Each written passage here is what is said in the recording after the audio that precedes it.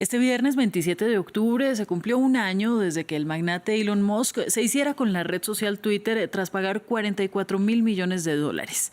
Una compra no exenta de polémica en aquel momento, pero también a lo largo de los 365 días que siguieron, por numerosas denuncias de amparo a informaciones falsas y arbitrariedad a la hora de censurar o de promocionar ciertos mensajes, como en la guerra en curso entre Israel y Hamas.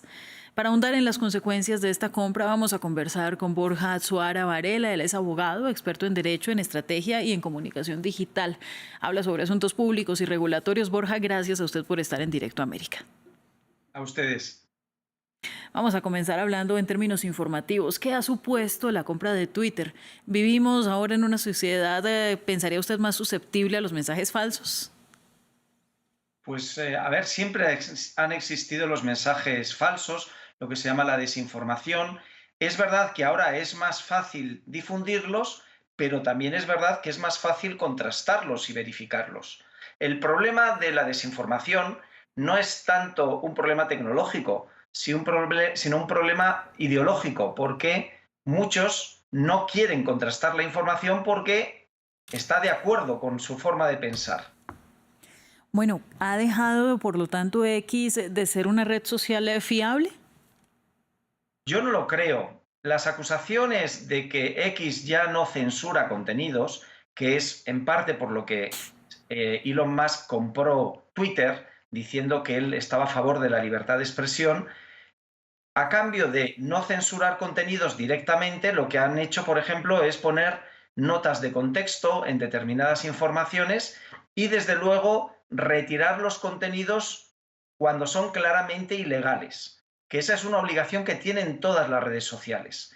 El problema es que no tienen obligación de retirar contenidos ilegales si no tienen conocimiento de ellos, con lo cual, a medida que se denuncian contenidos ilegales, sí tienen que retirarlos. El problema para la libertad de expresión y la libertad de información es cuando algunas redes sociales retiran contenidos que no son ilegales, que pueden ser polémicos, controvertidos, pero no son ilegales. Y hay mucha gente que está a favor de censurar contenidos inadecuados, pero que no son ilegales. Y yo creo que es un debate que nos tenemos que tomar muy en serio, porque está en juego no solo la libertad de expresión, sino la libertad de información, si dejamos a una red social que decida qué es información y qué es desinformación.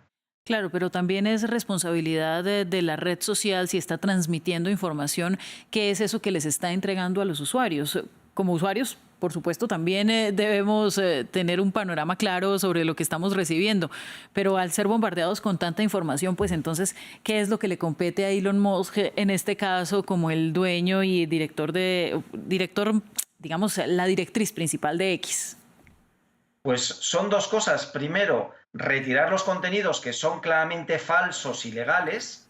Y por otro lado, y eso yo creo que lo pueden hacer todas las redes sociales, es intentar desarticular las redes de bots que difunden artificialmente una noticia falsa, porque el problema no es que haya una noticia falsa al lado de una noticia verdadera, sino el bombardeo que se produce con una viralización artificial, porque no son opiniones espontáneas, sino organizadas, con un contenido que es falso. Y eso se puede hacer desarticulando todas las cuentas falsas que son robots en las redes sociales, porque además no infringes ni vulneras ningún derecho fundamental, porque los bots no tienen libertad de expresión y libertad de información.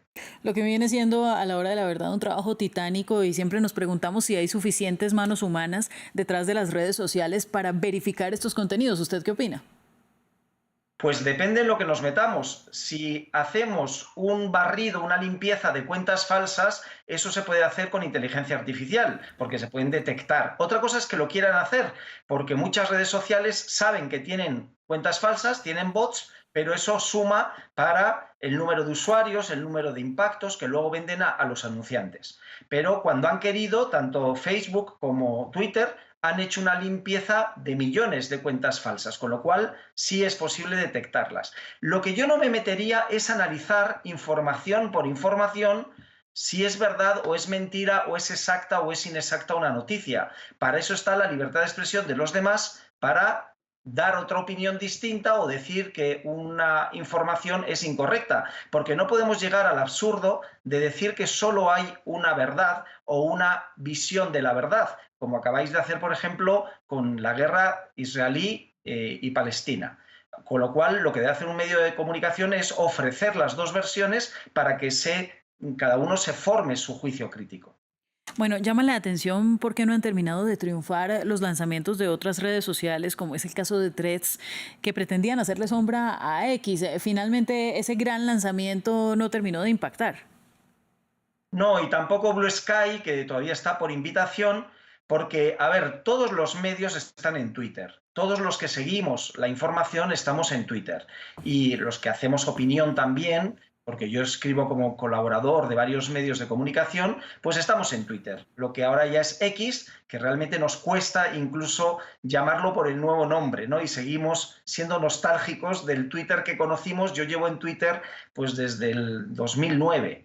Entonces, mientras eso no se traspase a otra red social, pues vamos a seguir como en el Titanic, como la orquesta tocando hasta que se hunda. Bueno, si usted ha estado desde el 2009 en Twitter de manera muy activa, pues ¿qué opina sobre las evoluciones o los cambios que ha tenido la red social hoy X en el tiempo? La manera en que se presentan las informaciones, la manera en que se priorizan las informaciones para los usuarios. ¿Usted cómo lo ve? Pues estoy un poco decepcionado como mucha gente, porque yo, por ejemplo, he probado también el X Premium y con eso yo creía que iba a tener más visibilidad y tampoco he tenido más visibilidad. Lo que pasa que si no tienes X Premium parece que estás penalizado porque ponen antes a los que sí tienen la cuenta de pago. O sea que estoy un poco decepcionado. Sí he conseguido, que era la prueba que yo quería hacer, monetizar el dinero suficiente para pagar la cuenta de pago, de Premium, pero la verdad es que estoy un poco decepcionado por la visibilidad que está teniendo. Y luego es verdad que sí se ha notado que muchos de los que tienen cuenta verificada se dedican a intoxicar o son cuentas de discurso de odio o de desinformación. Con lo cual, la gente no está muy contenta, pero también es verdad que Elon Musk se ha caracterizado por ir probando con prueba y error en todos los negocios en los que se ha metido y que, no olvidemos, su objetivo último es hacer de X una cuenta, una red social para todo y sobre todo para micropagos, comercio electrónico, etcétera. Con lo cual la parte de chat yo creo que va a quedar como algo secundario porque realmente lo que le interesa es que sea rentable a través de las comisiones que cobre por los micropagos. Y finalmente, muy rápidamente, ¿qué papel opina usted que ha tenido X en la propaganda relacionada con los diferentes bandos en las guerras en curso, tanto en el caso de Ucrania como en el caso de Israel y Hamas?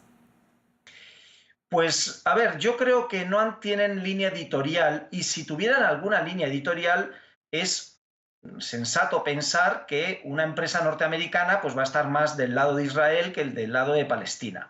Pero en el caso es que yo encuentro opiniones de ambos bandos, ¿no? Incluso lo que sí estoy viendo en la Comisión Europea es que ha abierto una investigación no solo a X, sino también a otras redes sociales, intentando limitar de alguna forma los contenidos pro-palestinos. Con lo cual también nos debemos preguntar si un gobierno o un gobierno como es el de la Comisión Europea puede interferir e influir en las redes sociales en favor o en contra de uno de los bandos. O si realmente, si no son contenidos ilegales, insisto, si son ilegales y lo que hacen es incitar a la apología del terrorismo o a discriminar a un colectivo, en ese caso se deben borrar. Pero si no son ilegales, realmente una plataforma que no tiene Sí, línea queda claro. editorial no debería ponerse en esos temas. Pues mire, muchísimas gracias. Es Borja Atzuara Varela, abogado experto en Derecho, Estrategia y Comunicación Digital. Que tenga un feliz día. Igualmente. Vamos a una pequeña pausa en Directo América, ya volvemos.